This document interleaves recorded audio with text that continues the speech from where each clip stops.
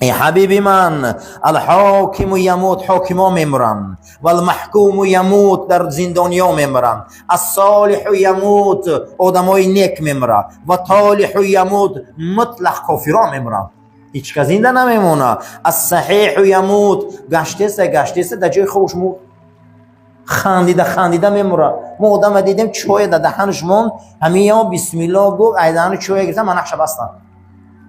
چای نوشیدن در توی خبر کنی اومده به توبه کردم خدا گفت که فردا توی خندیده سای چای نوشید از دهنش گرفتن من حبستم.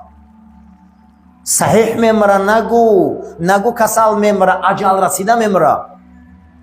صحیح یموت، میمرد است، ول مریض یموت، کسل میمرد است، ول جبان یموت، انسانی ترسانچک میمرده، و شجاع یموت، دلیرها میمرن، الکل یموت، همه میمرده.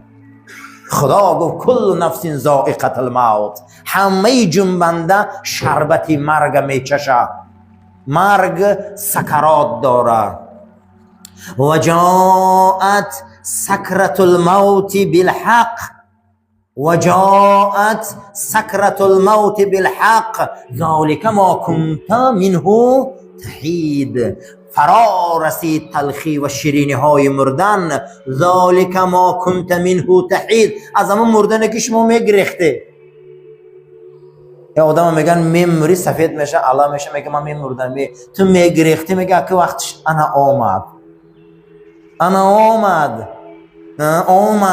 بعد می بیاید و جاءت سکرة الموت بالحق، فرا رسید اکنون تلخی و شیرینی های مردن فرا رسید. می بیاید قرآن گپ میزنه، من راق، قرآن میگه من راق، یاسین خانه بیاره.